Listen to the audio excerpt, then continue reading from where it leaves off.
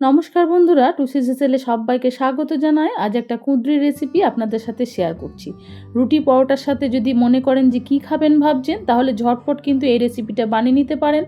স্বাদে গন্ধে অতুলনীয়, একদম ইউনিক আর নতুন একটা রেসিপি আজ আপনাদের সাথে শেয়ার করছি। আশা করছি আজকের এই রেসিপিটা আপনাদের খুব ভালো লাগবে। রান্নার পদ্ধতি খুব সহজ, খেতে কিন্তু গরম গরম রুটি বা পরোটার সাথে অসাধারণ লাগে। কিভাবে বানিয়েছি চলুন দেখা যাক। আজকের এই রেসিপি তৈরি করার জন্য এখানে আমি আগের থেকেই 500 গ্রাম কুঁদরি, সেই সঙ্গে নিয়েছি দুটো আলুর পরিমাণটা একটু কম নিয়েছি। একটা কুঁদরিকে 4 পিস করে লম্বা করে কেটে নিয়েছি। ভালো করে কেটে ধুয়ে পরিষ্কার করে জল ঝরিয়ে রেখেছি। পরিমাণ মতো দিয়ে দিচ্ছি হলুদ গুঁড়ো, সেই সঙ্গে দিয়ে দিচ্ছি রান্নাতে যতটা পরিমাণ লবণ লাগবে ঠিক তার থেকে একটু বেশি লবণ এই সময় ব্যবহার করতে হবে। পরে কিন্তু আর লবণ ব্যবহার করব না, সেই বুঝেই লবণটা দিয়েছি। লবণ আর হলুদটা খুব ভালো করে দেখুন কুঁদরি আর আলুর গায়ে মাখিয়ে নিতে হবে। খুব ভালো করে চারিদিকে দেখুন উল্টে পাল্টে লবণ হলুদটাকে আমি মেখে নিয়েছি। আর এই লবণ আর হলুদ মাখাতে কুঁদরি থেকে কিন্তু জল ছাড়তে শুরু করবে। এই জলটাকে কিন্তু ফেলে দিতে হবে। তার জন্য আপনারা চাইলে একটা ঝুড়ির মধ্যেও এই সবজিটা ঢেলে রাখতে পারেন। আমি এখানে একটা দেখুন ছিদ্রযুক্ত বাটি নিয়েছি, তলায় আরও একটা ছোট বাটি দিয়েছি। এরপরে দেখুন জলটা এরমভাবে ঝরাতে দিয়েছি। খুব ভালো করে এরকমভাবে জলটা ঝরে নিতে হবে। মোটামুটি প্রায় 30 মিনিট এটাকে একটু রেস্টে রেখে দেবেন, তাহলে কিন্তু সবজি থেকে অনেকটা পরিমাণ জল বেরিয়ে যাবে। আর এই জলের মধ্যে কিন্তু লবণের পরিমাণটা অনেকটা বেরিয়ে যাবে, যার জন্য আমি লবণের পরিমাণটা একটু বেশি দিয়েছিলাম।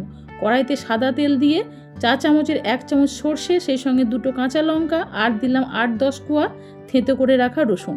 খুব ভালো করে রসুন আর সর্ষেটাকে ভেজে নেওয়ার পরে এবারে দিয়ে দিচ্ছি দেখুন নারকেল কুচি। আমি 3-4 ফালি নারকেল একটু ছোট ছোট করে কেটে নিয়ে তেলের মধ্যে দিয়ে দিয়েছি। আর এই সময় রান্নাঘরে আপনার সুগন্ধে ভরে যাবে। এই নারকেল আর রসুন ভাজার গন্ধে পুরো রান্নাঘর আপনার এতটা সুন্দর গন্ধ বেরোবে বন্ধুরা, সবাই কিন্তু ছুটে আসবে রান্নাঘরে। রসুন আর নারকেলটা ভাজার পরে পেঁয়াজটাকেও এই একই রকমভাবে একটু ভেজে নিতে হবে। গ্যাসের ফ্লেমটা মিডিয়ামে রেখে পেঁয়াজটাকে খুব ভালো করে দেখুন ভেজে নিয়েছি। এরপরে দিয়ে দিলাম জল ঝরিয়ে রাখা কুঁদরি আর আলু। তারপরে গ্যাসের ফ্লেমটা আবার একটু বাড়িয়ে দিয়েছি। হাই ফ্লেমে কুঁদরি আর আলুটাকে প্রায় 5 থেকে 7 মিনিট এরকমভাবে উল্টে পাল্টে ভাজতে হবে। আমার চ্যানেলে নতুন এসে থাকলে অনুরোধ রইল আমার চ্যানেলটিকে সাবস্ক্রাইব করে আমার পাশে থাকার। পুরনো বন্ধুদের তো পাশে পেয়েছি, নতুন বন্ধুদের পাশে থাকার অনুরোধ জানাই। ভিডিওর পাশে একটা লাইক দিয়ে ভিডিওটা দেখার অনুরোধ রইল। 5-7 মিনিট ধরে কুঁদরি আলুটাকে দেখুন খুব ভালো করে ভেজে নিয়েছি। এভাবে ভাজতে ভাজতে কুঁদরি গায়ের কালারটা কিন্তু একটু চেঞ্জ হয়ে যাবে। এরপরে দিয়ে দিচ্ছি দেখুন খুব সামান্য একটু ঝাল লঙ্কা গুঁড়ো, চাইলে দিতে পারেন, পছন্দ করলে, না হলে নাও দিতে পারেন। যেমন ঝাল খাবেন সেরকমভাবে ব্যবহার করবেন। খুব ভালো করে দেখুন আরও একবার উল্টে পাল্টে নাড়িয়ে দিয়েছি। এরপরে দিয়ে দিচ্ছি রান্নার মধ্যে 1/4 স্পুন মতো চিনি। গুঁড়ো চিনিটা এখানে আমি ব্যবহার করেছি। এরপরে চিনির গুঁড়োটা দেওয়ার পরে আরও একবার খুব ভালো করে উল্টে পাল্টে নাড়িয়ে দিতে হবে কুঁদরি আর আলুটাকে। আর এই চিনি গুঁড়োটা দেওয়ার পরে কিন্তু রান্নার কালারটা অনেকটাই চেঞ্জ হয়ে যাবে।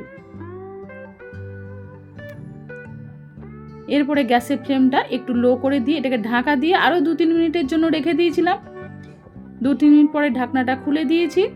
কুঁদরির আলু কিন্তু সেদ্ধ হয়ে গেছে,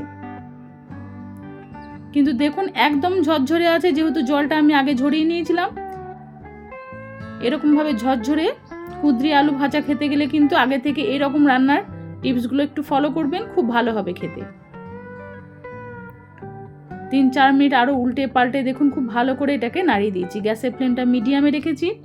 আর এই রান্নায় আরও 2টো বিশেষ উপকরণ ব্যবহার করব, 2-3টে, যার জন্য এই রান্নার স্বাদ গন্ধ হবে একদম অতুলনীয়।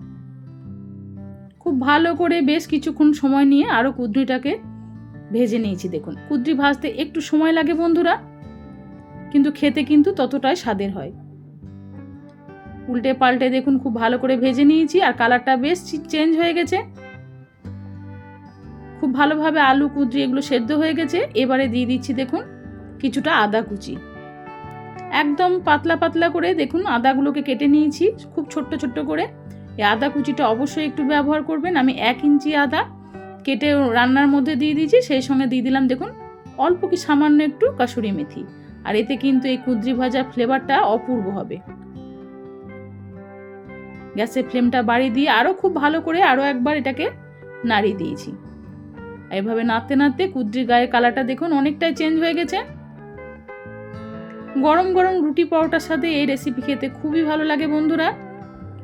যারা কুদ্রি খান না বা পছন্দ করেন না তারাও কিন্তু চেয়ে চেয়ে খাবেন যদি এই রেসিপিটা একবার বানিয়ে খান। খুব ভালো করে উল্টে পাল্টে আরও একবার নাড়িয়ে দেওয়ার পরে নামানোর আগে এখানে দিয়ে দিচ্ছি 1/2 চামচ মতো ঘি। আর এই ঘিটা দিলে দারুণ হবে স্বাদ। ঘিটা দেওয়ার পরেই আমি গ্যাসের ফ্লেমটা বন্ধ করে দিয়েছি। তারপরে এটাকে একবার খুব ভালো করে নাড়িয়ে দিয়ে এটাকে ঢাকা দিয়ে 5-7 মিনিট একটু স্ট্যান্ডিং টাইমে রেখে দেবো, তারপরে পরিবেশন করব।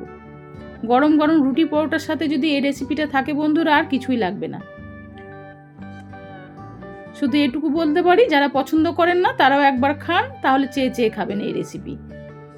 আজকের এই রেসিপিটা আপনাদের কেমন লাগলো অবশ্যই আমাকে কমেন্টে জানাবেন। ভালো লেগে থাকলে একটা লাইক শেয়ারের জন্য অনুরোধ রইল। নিজেদের প্রিয়জন বন্ধু বান্ধবদের কাছে রেসিপিটা শেয়ার করে দিয়ে তাদের দেখার সুযোগ করে দিন। আর একবার হলে বাড়ির বড়দের এই রেসিপিটা বানিয়ে খাওয়ান বন্ধুরা, তারাও কিন্তু আপনার খুব প্রশংসা করবে। সবাই ভালো থাকুন, সুস্থ থাকুন। ফিরে আসবো নতুন পর্বে নতুন রেসিপির সাথে। নমস্কার।